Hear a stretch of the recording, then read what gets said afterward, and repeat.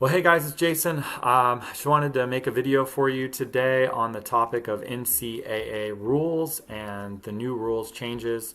If the NCAA is really good at anything, it's making rules. The NCAA has a litany of rules, and of course, they're a governing body of college sports. Right now, for soccer, the communication rules have changed. Prior to this, you could at any time call a coach, Division I coach, and if that coach answered the phone, you could talk to them and you could ask them questions and find out more about their program and all that good stuff. Now that has been taken away until June 15th after your sophomore year. So as of June 15th, after your sophomore year, the NCAA now considers you to be a junior. And used to be that you could communicate, receive emails from coaches and two-way communication after September 1st of your junior year. But now they've moved that up and they've said, okay, you're a junior as of June 15th after your sophomore year. You can call the coach then, the coach can call you, you can email them as you always can and still can email them.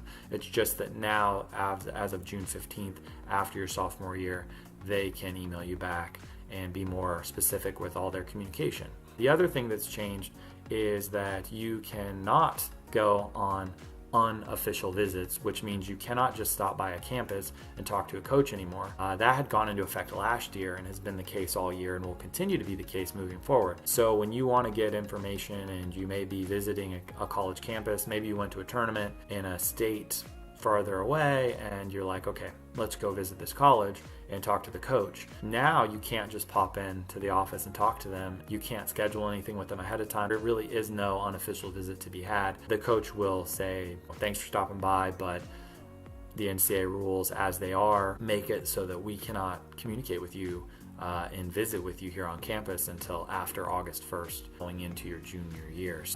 And then they'll tell you the same thing about phone calls, and two-way communications cannot begin until June 15th after your sophomore year.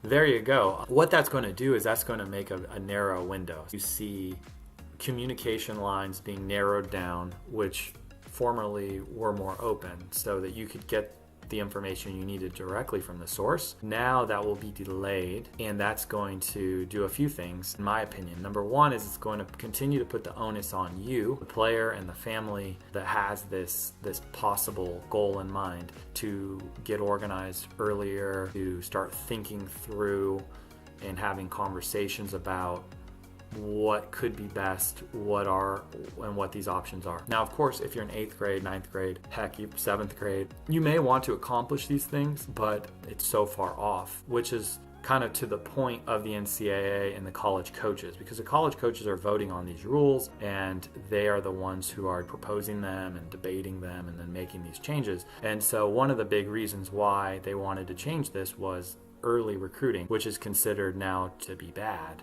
I guess, across the board, it seems like, for most people. But early recruiting is just in reference to players being scouted and offered opportunities, and whether that be verbal commitments or at least being strongly considered to commit to a school when they are much younger. And I would say any time before 11th grade would sort of be what that is. That was deemed negative against the sport overall, even though that basically applies to just the smallest number of players, almost applies to no one mathematically. But again, that was one area used. And the other area, which I think is very important to understand about the rules now and the limited communication, is that coaches were spending a lot of times communicating with really young people, are going to change a lot. And so what kind of is the point of all these continual conversations, between, coaches who are coaching at a very high level, who are trying to focus in on that team and all the stuff they have going on, and then having all these phone calls and different communications going back and forth with 14-year-old players and things like that. Who knows how they would change over the course of 2 or 3 years. And those are valid points. In one hand, people just don't want to necessarily have to communicate like that, so they want to make it so that else can do that because of competitive advantages and people willing to go out and scout and do these things. And the other thing is that those things have been vilified in many cases in order to protect an idea about what is good recruiting, what's good for a young person. So here's what I'd say about all that. it's on you, right? It's on the player and the family, and that's the most important thing. There are going to be pros and cons to everything. These rules are in place now. These rules probably will change constantly. They're proposed and voted on every year and debated all the time. And so rules are going to change. But what's important to understand is this process you need to go through to put yourself in the best situation so that you're prepared when you can communicate with those coaches more directly. That's going to be really important. If anything, it means you have to get, to me, you always have to get great information. You have to get information from reliable sources, unique to you, right? It needs to be about you. The bigger issues going on with recruiting, in my opinion, involve people copying other people or people being scared because it seems complicated. But I want to narrow it all down for you. Even with these new recruiting rules, these recruiting rules are going to allow for a small window to communicate with coaches. And when you get to that window, you want to make sure that you understand yourself really well, that you have communicated as best you can up to that point, because you will still have one-way communication. You will still be able to email the coach, you will still be able to send the coaches videos, and you will still be able to be evaluated by these coaches. Now, you will not be able to get on the phone and talk with them while you're a sophomore, or maybe while you're a freshman, obviously, anything younger than going into your junior year. But they will still be able to see you, and you will still be able to make steps to put yourself in a position to be someone that they could have interest in. And that's important. And there are things that you want to do along the way.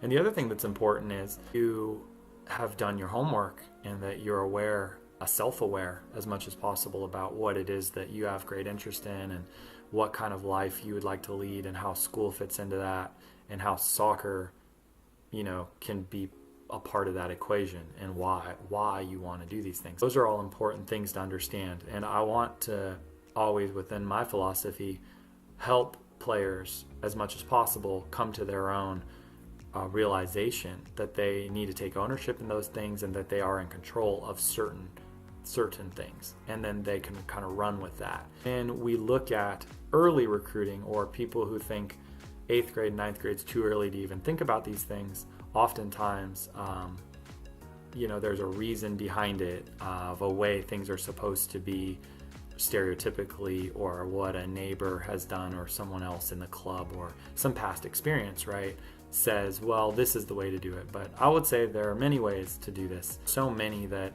it's sometimes difficult to organize it into just 2 or 3 standard paths, even though there are things that are kind of standard. When I hear of a 7th or 8th grader who really wants to play Division I, or who, I've heard it all, I want to play pro, I'm going to want to do this, be on the national team, you name it, and sometimes I've seen it work out. Rarely it does. Most of the time it doesn't work out how anyone would have said that when they're in 7th or 8th grade.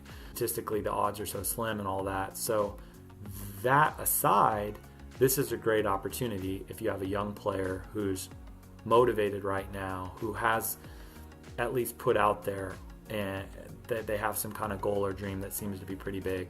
And what I see a lot of times is that gets shot down right away because people observe that kid basically, and they say, well, that kid doesn't work hard enough. I mean, they're saying these things, but I mean, they're not really going to achieve it. Almost no one achieves it, and they're not working hard enough, and they're not doing these things. And so probably they're not going to make it. So what we're going to do now is tell them, forget about it. I'm going to be the opposite on that to some degree, where what I'm going to suggest is that we should use that as an opportunity to organize a plan around that motivation, because at no other point in their life likely will this person have as much opportunity to influence around their sport. Sport means a lot to them right now, and it gives them some kind of a fuel, and most kids think they're going to make it.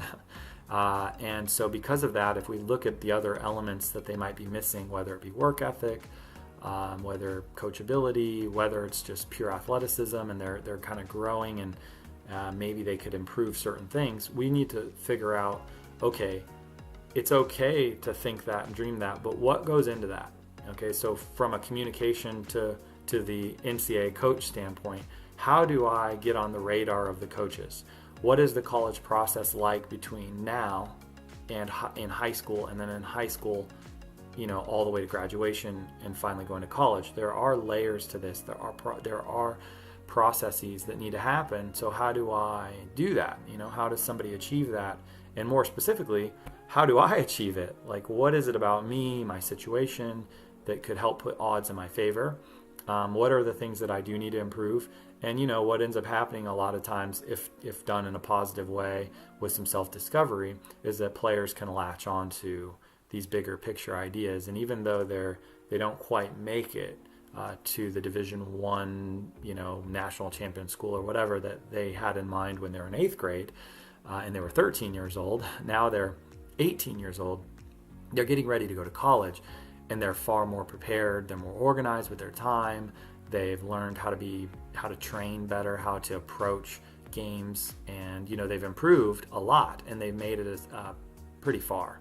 And oftentimes, like I say, those lessons learned through the process are way more about who you are as a person and what kind of opportunities you can develop for your whole life than they are for you in one little isolated incident over soccer, whether you're going to play at the college, that was your dream school when you were in 8th grade or not. So it's kind of like finding that balance. Going back to rules, overarching, how to communicate, all these things. Just know what the rules are going into it, because most people start this process and they start finding out, wow, there are restrictive rules, and some of this can feel a little intimidating or seem complicated. Simply put, know what your window is to have two-way communication.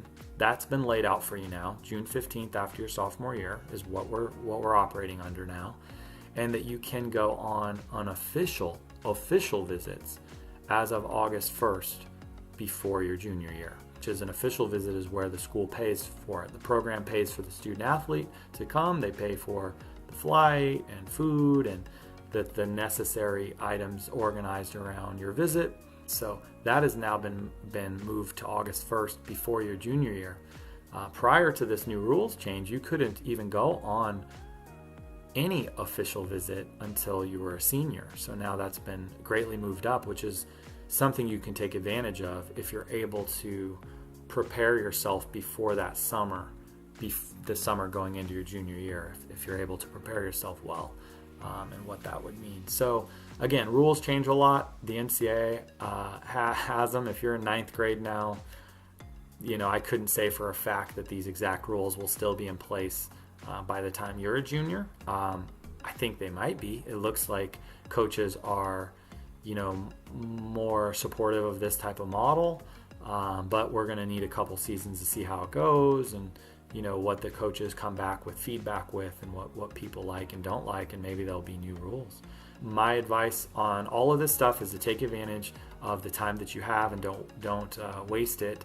Don't sit back in 8th grade or 9th grade and have a dream of doing this and playing at a very high level and going to college and doing all these things, and then just kind of sit around until you're a junior. That will leave you missing out on a lot of opportunities. It will leave you short when it comes to being prepared. More often than not, you won't have studied enough about what these schools have to offer. You probably will not have had enough conversations with your family, with your coaches, and developing the way that you even prepare on the field and off the field and all these things. And you'll try to fit them in to a short time period, which is going to make everything a lot more stressful. So if you are interested in talking about some of these things, I highly recommend getting on my calendar. You can read through all my emails, whatever I send out. I will always point out my contact information. And we do have some specials going on at Rising Star right now, because we are open to everyone now, even though we have a club affiliate program, and I do work with very specific clubs sometimes. I am open to work with anyone and everyone as long as they are genuinely interested in playing in college or playing professionally, and if they're interested in maximizing what you can do with soccer for your life as a young person. So anybody with interest in those things, I would recommend taking advantage. Get in touch with me directly. Look at our website and the links provided below, and especially check out that specials page to find out where you could save some money on some of the intro things and pretty much, gosh, I think everything we offer I've assigned some kind of a discount to on that page for a few more days. So check it out, get in touch. I hope that you found some of the information in this video helpful and that you can take a few of these things away with you and incorporate them into the way you're thinking and starting to do your research. And I hope that the emails supporting this are helping you. Welcome to all of our new people on the email list. Everybody out there, expect to hear from me once a week. I'm going to be putting these together all the time and trying to make sure that I keep providing you guys with good information. And as always, please share this with your soccer friends and families and help us build our email list so that people have more opportunity to have access to good information. In my experience, this really does help.